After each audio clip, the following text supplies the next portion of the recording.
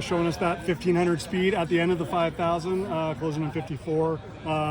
Just how good was this in terms of what you expected to get out of the race? I just wanted to run sub 13:13 to get the qualification. But at the same time,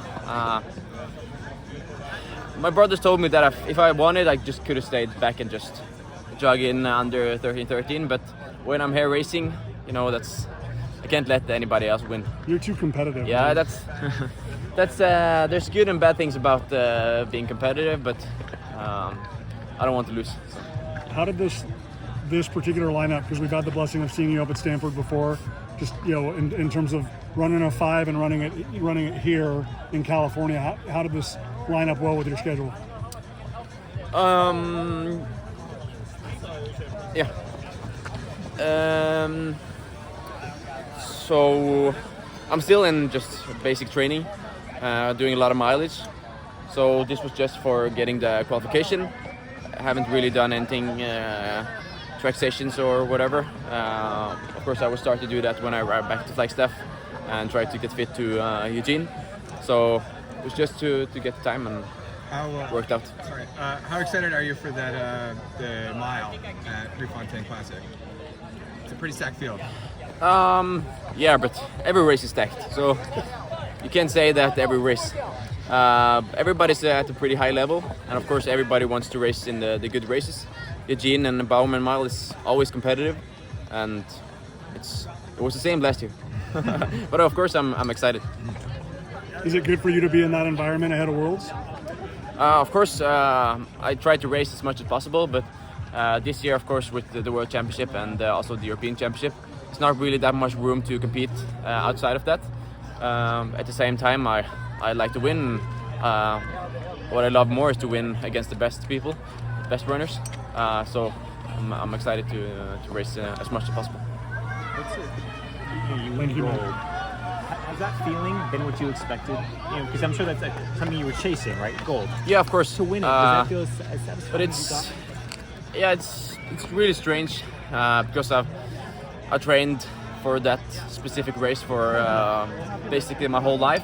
So there's the peak is really high, but also right after the peak there's a big low because I've done it.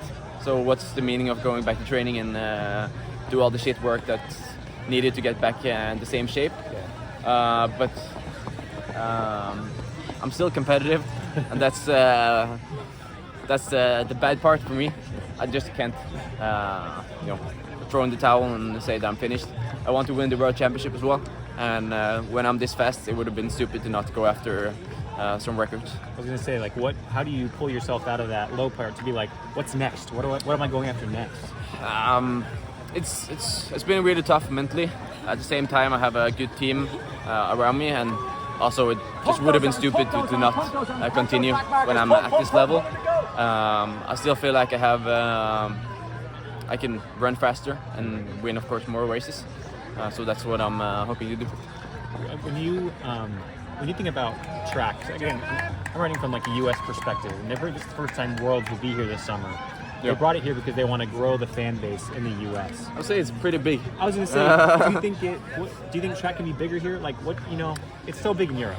Yeah. How can it grow in the U.S. do you think? What's nice about track in U.S. that it's you have the high school meetings and you have the college meetings. You don't have that in Europe. Not at the same type of level. So that's fun that professionals come here at the high school track and decide to race. I don't think you can find that many places in the rest of the world. So it's really nice, but of course when you get a lot of good runners, the sport will obviously get more popular, and I think that's what's happening now. There's a lot of people that understand that you need to really put in the work and put in a lot of mileage to be able to run fast, especially in 1500 and up. Yeah. And I think if one does it, then of course a lot of people will follow. And now we're really competitive, 20-30 guys. Yeah. That's at a really high level, which is really good. One of the guys who got the photo with you is from Newbury Park. Yeah. Do you follow those? Have you seen those names? Salman, the young brothers. Do you do you know those guys at all? I focus See a their lot, times? a lot about myself.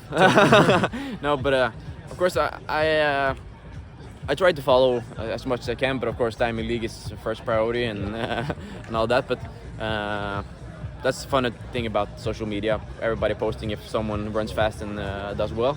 And I see that there's a lot of high schoolers and also young people in college running fast. But they don't. They can't quit there. They need to take the next step, go into pro, and then run even faster. Yeah. You know, 13:40, 13:20. That's nothing compared to in the bigger picture. But it's a good step in the right direction. Jakob, real quick, how did you bounce back from the defeat at World Indoors? Did that bother you for a while, or was it just kind of it was a bad day?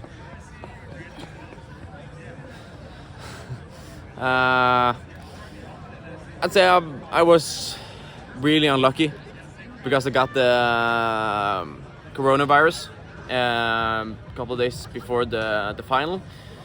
So I think if I was healthy, I would have won by 100 meters. But no, of course, there were a lot of good runners, but I wasn't at my best. And that's just how it is sometimes. In the Olympics, I got the perfect day, and some guys didn't, and that's just how it is. You can't be, if you're struggling with something, you can't always be at that level. But of course, that's not a good feeling. But it is what it is. Yeah. And last thing for me, is there thought of focusing on the 5K now or in the future, or is your number one priority defending your 1500 title at Worlds this year? I've always had the mentality that I want to run as much as possible and win as much as possible. But of course, 1500 is the main event. But if it's possible to do more events at the same time, I will try to do that. All right. Thanks for your time, Jakob. Appreciate it.